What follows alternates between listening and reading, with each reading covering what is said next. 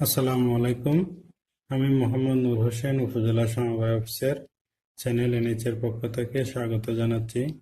আজ আমি আপনাদেরকে দেখাবো সরকারি কর্মচারীদের তথ্য ডিডিও আইডির মাধ্যমে আইবাস প্লাস প্লাসে এন্ট্রি করার পদ্ধতি। তার আগে বলে রাখি, আপনি যদি আমার চ্যানেলে নতুন হয়ে থাকেন তাহলে আমার চ্যানেলটিকে সাবস্ক্রাইব করুন। সাবস্ক্রাইব বাটনের পাশে থাকা বেল আইকনে ক্লিক করে অল সিলেক্ট করে রাখুন। তাহলে সময়ে সময়ে এই চ্যানেলের ভিডিওগুলো আপনি আপডেট পেয়ে যাবেন। কারণ চাকরিজীবীদের যাবতীয় অনলাইন সেবা সংক্রান্ত বিষয়ে ভিডিও টিউটোরিয়াল আপলোড করা হয়ে থাকে এই চ্যানেলে। তো শুরু করি আজকের টিউটোরিয়াল। শুরুতে কম্পিউটারের ব্রাউজারটি ওপেন করি। ব্রাউজারের অ্যাড্রেস বারে লিখব ibas.finance.gov.bd/ibas2 লিখে এন্টার ক্লিক করব। এন্টার ক্লিক করার পর আইবাস লগ ইন উইজার্ডে চলে আসব। এখানে ইউজার আইডি, পাসওয়ার্ড এবং ক্যাপচাটি টাইপ করে লগ ইনে ক্লিক করব। ইউজার আইডি অবশ্যই ডিডিও ইউজার আইডিটা দিতে হবে। লগ ইনে ক্লিক করার পর চলে আসলাম সাবসিস্টেম সিলেকশনে। এখানে বাজেট এক্সিকিউশনে ক্লিক করব। আইবাস হোম পেজে চলে আসার পর আমরা যাব বাজেট এক্সিকিউশন। বাজেট এক্সিকিউশনে ক্লিক করার পর পেলাম মাস্টার ডাটা। মাস্টার ডাটায় ক্লিক করার পর পেলাম staff information entry within bracket new. এখানে ক্লিক করব। এখানে ক্লিক করার পর এরকম একটা ইন্টারফেস চলে আসবে।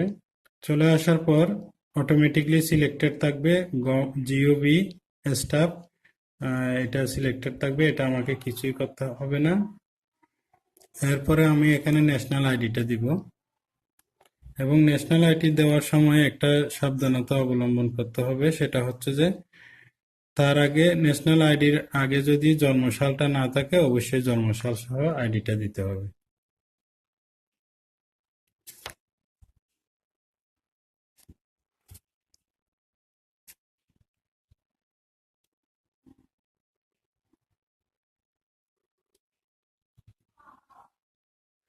ডেট অফ বার্থ না দিলেও চলে, তারপর আমি এখান থেকে সিলেক্ট করে দিচ্ছি।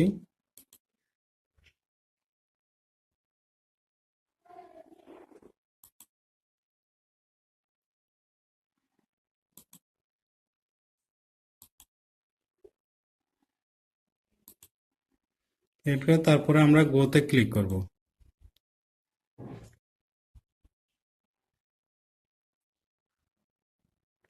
Employee not found, do you want to entry new member as GOB staff. আমি এখানে ইয়েস ক্লিক করব।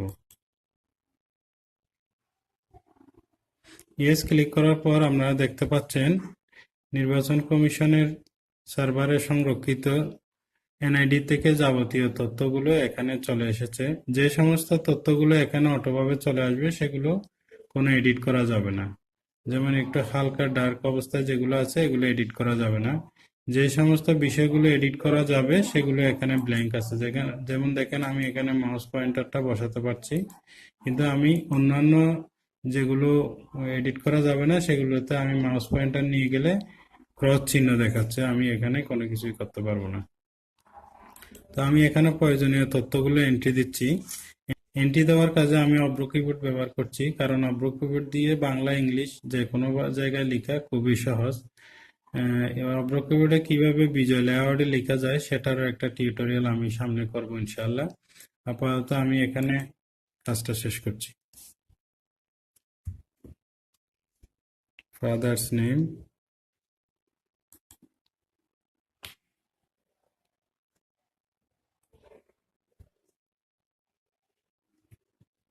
Chitra Chakraborty, religions Hindu, marital status,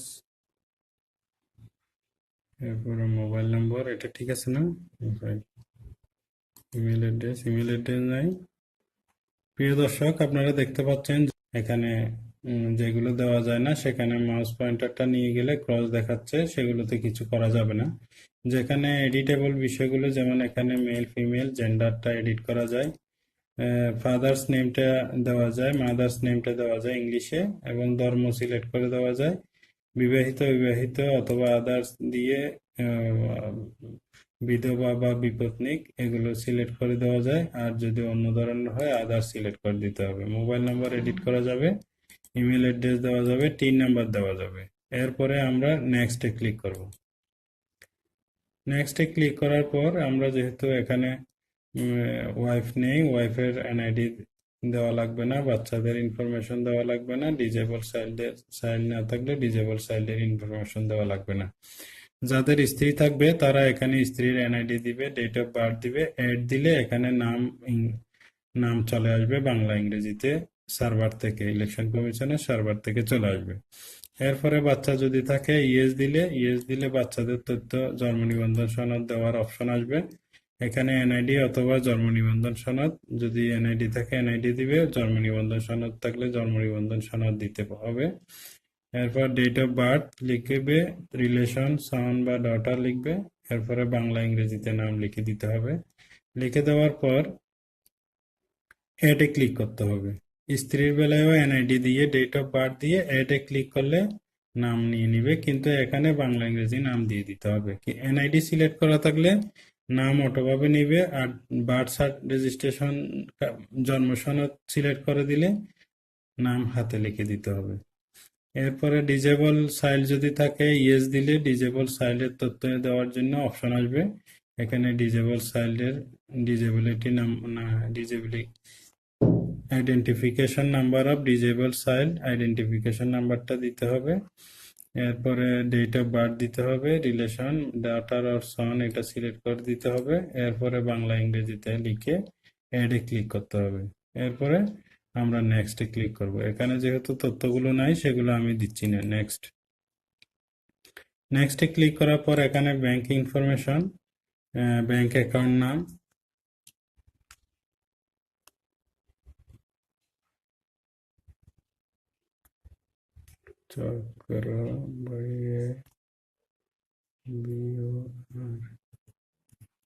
Chakraborty, account number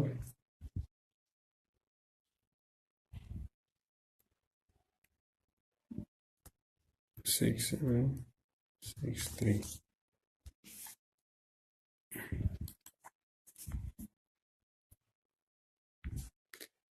bank হিসাবের নাম, ব্যাংক হিসাব নম্বর, এবং সেভিং অ্যাকাউন্ট হলে সেভিং এ ক্লিক, কারেন্ট অ্যাকাউন্ট হলে কারেন্টে ক্লিক। এরপরে ব্যাংকের নাম সিলেক্ট করব।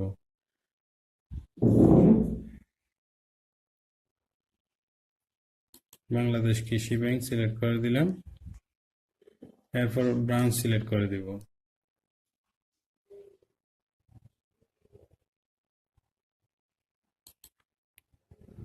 লোহাগাড়া ব্রাঞ্চ সিলেক্ট করে দেওয়ার পর এখানে দেখতে পাচ্ছেন রাউটিং নাম্বারটা অটোমেটিকলি নিয়ে নিয়েছে, এটা আমার এডিট করতে পারবো না।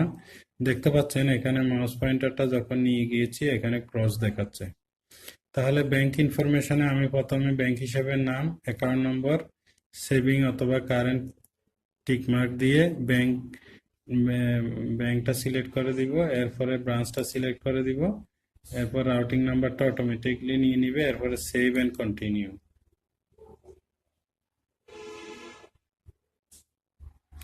সেভ এন্ড কন্টিনিউ দেওয়ার পর এখন সার্ভিস ইনফরমেশনে চলে আসি। প্রেজেন্ট পজিশন, প্রেজেন্ট পোস্ট কি সেটা এখান থেকে সিলেক্ট করে দিব। প্রেজেন্ট ফোর্স এখানে অনেকগুলোই আসবে, আমি দ্রুত সিলেক্ট করার জন্য এখানে কিছুটা অংশ লিখলে, পোস্টের কিছু অংশ লিখলে চলে আসবে। যেমন আমি লিখছি অফিস সহায়ক, অফিস সহ এস লিখছি, এটা চলে আসছে, অফিস সহায়ক সিলেক্ট করে দিলাম। এরপরে জয়েনিং ডেট অফ প্রেজেন্ট পজিশনে বর্তমান পদে যোগদানের তারিখ 20/2/11। 20/2/11 আমি কিভাবে সিলেক্ট করছি দেখতে পাচ্ছেন, 20/2/11। এখানে সিলেক্ট করে দেওয়া খুব সহজ, সিলেক্ট করে দিলাম। প্রেজেন্ট গ্রেড, কততম গ্রেডে বেতন পাচ্ছে সেটা, প্রেজেন্ট গ্রেড 20তম গ্রেডের গ্রেড সিলেক্ট করে দেওয়ার পর দেখতে পাচ্ছেন প্রেজেন্ট স্কেলটা অটোভাবে নিয়ে নিয়েছে। প্রেজেন্ট ক্লাস, আমি ক্লাসটা সিলেক্ট করে দিব, ক্লাস 4 এমপ্লয়ি। প্রেজেন্ট অফিস, দেখতে পাচ্ছেন প্রেজেন্ট অফিসটা অটোমেটিকলি নিয়ে নিয়েছে। প্রেজেন্ট ডিডিও সিলেক্ট করে দিব, উপজেলা কোঅপারেটিভ অফিস লোহাগাড়া। এরপর নেক্সটে ক্লিক করব।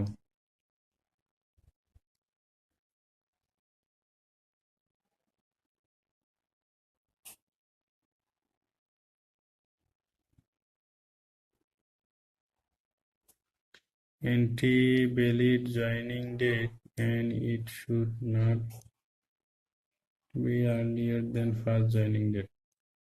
এখানে বলছে যে এন্টার ভ্যালিড জয়েনিং ডেট, একটা ভ্যালিড জয়েনিং ডেট দিতে বলছে। It should not be earlier than first joining date, প্রথম জয়েনিং ডেটের আগে হবে না কখনোই। আমরা ভুল ডেট দেওয়াতে ইনফরমেশনটা এখানে কারেকশন করতে হচ্ছে। 20/2/11।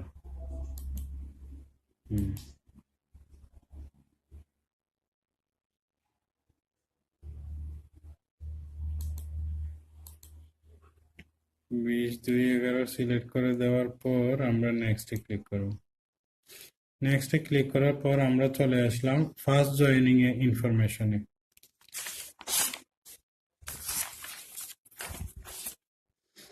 প্রথম যোগদানের information, date of first joining 20/2/11। Designation of first joining, প্রথম যোগদানের ডেজিগনেশন বলছে।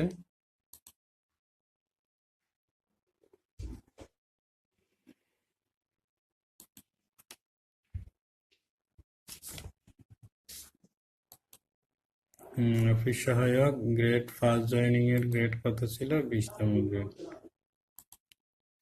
গ্রেড সিলেক্ট করে দেওয়ার পর স্কেলটা অটোভাবে নিয়ে নিয়েছে বলা হচ্ছে, এবং কোথায় যোগদান করছে সেটাও এখানে অটোমেটিকলি চলে আসছে, উপজেলা সহবাগের জেলা। Working place at first joining, প্রথম যোগদানের অফিসটা কোথায় ছিল, কর্মস্থলটা কোথায় ছিল সেটার বিষয়ে আমাকে এখানে তথ্য দিতে হবে। সিলেক্ট অফিসে ক্লিক করলাম। সিলেক্ট অফিসে ক্লিক করার পর মিনিস্ট্রি অর ডিভিশন সিলেক্ট করব। আমরা এখানে পাবো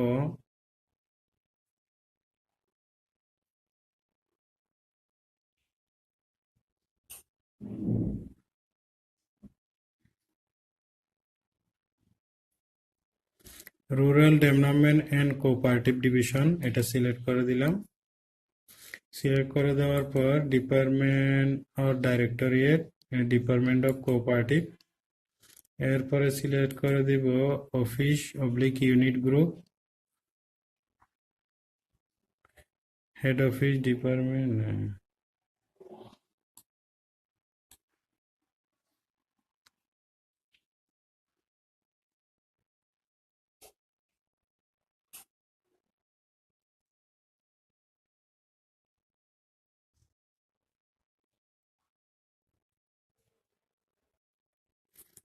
এটা সিলেক্ট করে দিব upazila cooperative office.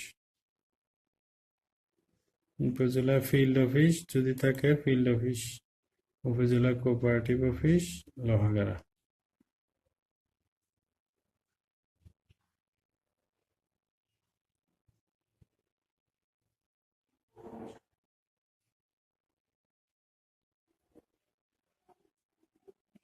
Upazila cooperative office Lohagara Chattogram select করে দিলাম।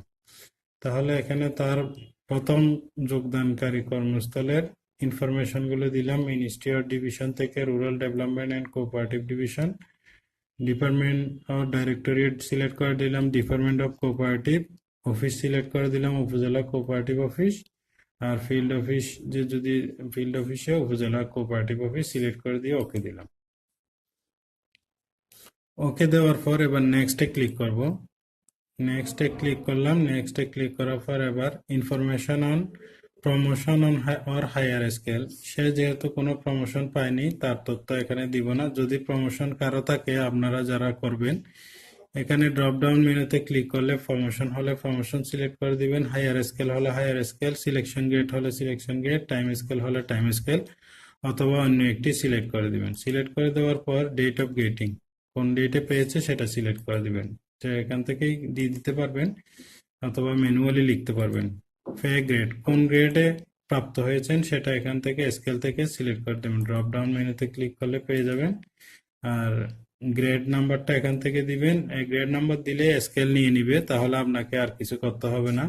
বেসিক পে, তখন বেসিক পে কত ছিল এটা ম্যানুয়ালি লিখতে হবে, লিখার পরে অ্যাড এ ক্লিক করবেন। এখন আমি অ্যাড এ ক্লিক করলে নিবে না, কারণ আমি এখানে কোনো তথ্যই দিইনি। তখন অ্যাড এ ক্লিক করবেন। অ্যাড এ ক্লিক করার পর save and continue. Save and continue দেওয়ার পরে আমরা চলে আসলাম ফে অ্যালাউন্স এন্ড ডিডাকশন। এটা হচ্ছে বেতনের ফে এবং ডিডাকশন গুলো এখানে চলে আসবে। এখানে একটি বিষয় খেয়াল রাখতে হবে আপনাদেরকে, এন্ট্রি দেওয়ার সময় আহ, ওইটাই এন্ট্রি দিতে হবে আগস্ট মাসে সে যে বিলগুলো পাচ্ছিল এবং যে কর্তনগুলো হচ্ছিল সেগুলোর ইনফরমেশন এখানে দিতে হবে। আপনার আগের ফেস্টিভ্যাল অ্যালাউন্স বা অন্য কোনো অ্যালাউন্সের তথ্য এখানে দিতে হবে না। ফে অ্যালাউন্স এন্ড ডিডাকশনের মধ্যে এখানে ড্রপ ডাউন মেনু আছে, ড্রপ ডাউন মেনু থেকে বেসিক পে সর্বপ্রথম দিবেন। বেসিক পে, বেসিক পে থেকে দেখেন দেখেন বেসিক পে সিলেক্ট করে দিয়েছি, সাথে সাথে তার বেসিকটা নিয়ে নিয়েছে। অ্যাড এ ক্লিক করব। অ্যাড এ ক্লিক করার পর বেসিকটা গ্রহণ করেছে, আবার আরেকটা অ্যালাউন্স আমি সিলেক্ট করে দিব। সে আর কি কি পায়, যে যে কর্মচারী যা যা পায় এখানে সব তালিকা দেওয়া আছে, সবগুলো এখান থেকে একটার পর একটা সিলেক্ট করে দিবেন। চিকিৎসা ভাতা পায়, মেডিকেল অ্যালাউন্স, আমি মেডিকেল অ্যালাউন্স দিচ্ছি। মেডিকেল অ্যালাউন্স অটোভাবে নিয়ে নিয়েছে। এরপরে হাউস রেন্ট আছে, অ্যাড এ ক্লিক করলাম। হাউস রেন্ট আছে, হাউস রেন্ট অ্যালাউন্স, এগুলো অটোভাবে নিয়ে নিচ্ছে। এরপরে দোলাই ভাতা আছে,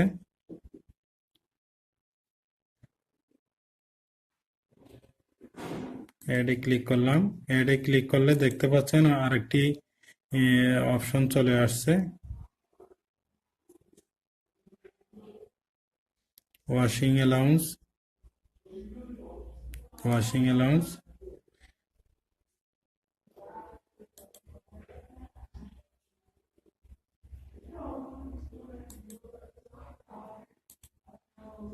ওয়াশিং অ্যালাউন্স এখানে অ্যামাউন্টটা ম্যানুয়ালি বসাই দিতে হবে। ওয়াশিং অ্যালাউন্স আমি ম্যানুয়ালি হাতে বসাই দিলাম, অ্যাড এ ক্লিক করলাম, নিয়ে নিচ্ছে। এরপরে হচ্ছে আপ্যায়ন ভাতা, এরপরে হচ্ছে আপ্যায়ন ভাতা, refreshment allowance,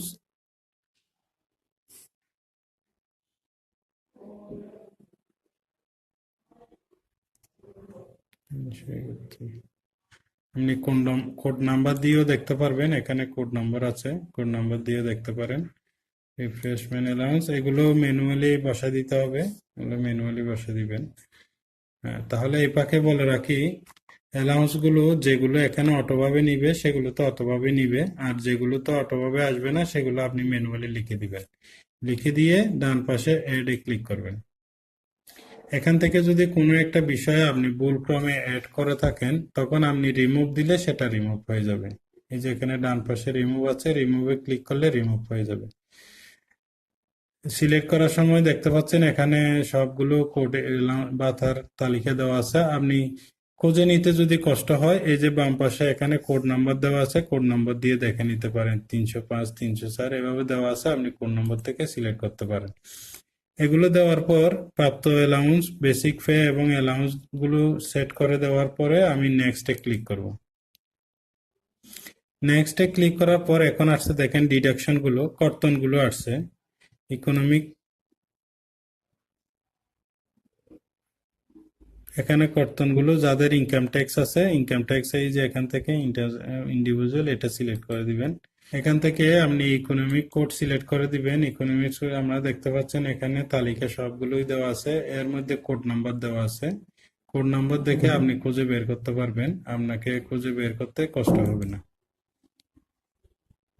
general provident fund, general organization, upazila cooperative office, Lohagara, Chattogram. Operation, public accounts fund management. এরপরে ফান্ড হলো ওন সোর্স ফান্ড। এরপরে অ্যামাউন্ট, অ্যামাউন্ট হলো জিবি ফান্ডের কর্তন 2000 টাকা। অ্যাডে ক্লিক করব। অ্যাডে ক্লিক করার পর আরেকটি কর্তন অপশন চলে আসবে। এরপরে এরপরে হচ্ছে এমপ্লয়ি বেনাভোলেন্ট ফান্ড, কর্মচারী কল্যাণ তহবিল, এটা হচ্ছে 503 নম্বর কোড। আমি 503 নম্বর কোড খুঁজে দেখছি। 503 নম্বর কোড, কর্মচারী বেনাভোলেন্ট ফান্ড, অর্গানাইজেশন হচ্ছে উপজেলা অ্যাকাউন্টস অফিস। অর্গানাইজেশন সিলেক্ট করে দিলাম, উপজেলা অ্যাকাউন্টস অফিস। এরপরে পাবলিক অ্যাকাউন্ট ম্যানেজমেন্ট ফান্ড হচ্ছে ওন সোর্স ফান্ড। এরপরে হচ্ছে 122 টাকা। অ্যাডে ক্লিক করলাম। এই দুইটা কর্তন সিলেক্ট করে দেওয়ার পর, যেহেতু এর আর কোনো কর্তন নাই, আপনাদের কারো যদি এরকম অন্যায় থাকে, এখানে ড্রপ ডাউন মেনুতে ক্লিক করলেন, কর্তনটা সিলেক্ট করে দিলেন। কর্তনটা সিলেক্ট করে দেওয়ার পরে এগুলো ফিল আপ করে দিয়ে টাকার ফিগারটা লিখে অ্যাডে ক্লিক করবেন, বাস। এরপর আমরা save and continue. Save and continue দেওয়ার পর এরপর চলে আসছে, দেখেন 4 নম্বর ইনফরমেশন, জিপিএফ ফান্ডের ইনফরমেশন। উইথ ইন্টারেস্ট সিলেক্ট করে দেওয়া আছে, উইথ ইন্টারেস্ট আর উইদাউট ইন্টারেস্ট হলে তাহলে তার জন্য উইদাউট ইন্টারেস্ট সিলেক্ট থাকবে। অ্যাকাউন্ট নম্বরটা দিব এখন।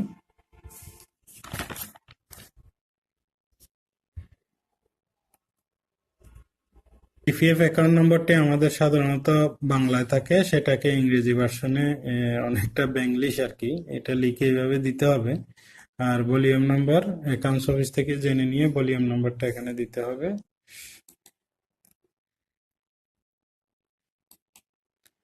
মান্থলি অ্যামাউন্ট ডিডাকশন এর সাবস্ক্রিপশন এট প্রেজেন্ট, মাসে কত টাকা করে এখন কর্তন করে সেই ইনফরমেশনটা জানতে চেয়েছে, দিলাম। এরপরে নেক্সট।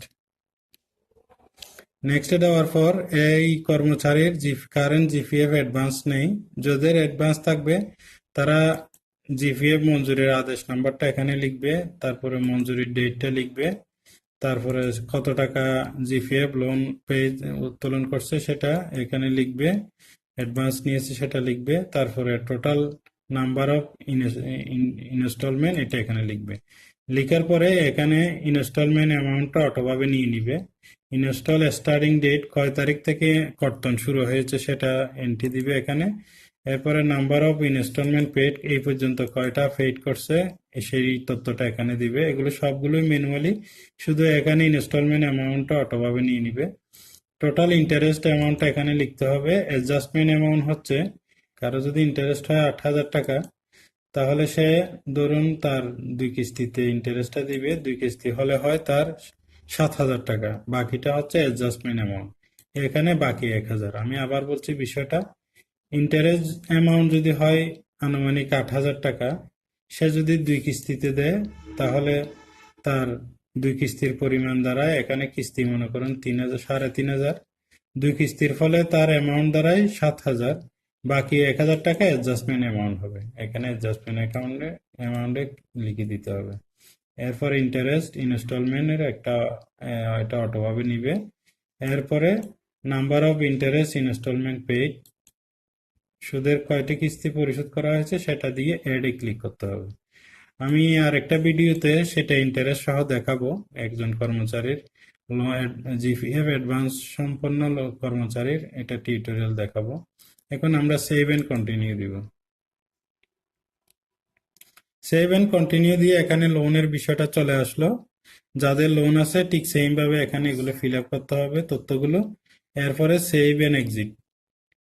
সেভ এন্ড এক্সিট বলছে যে ইনফরমেশন সেভ সাকসেসফুলি, ইনফরমেশন গুলো সেভ হয়ে গেল।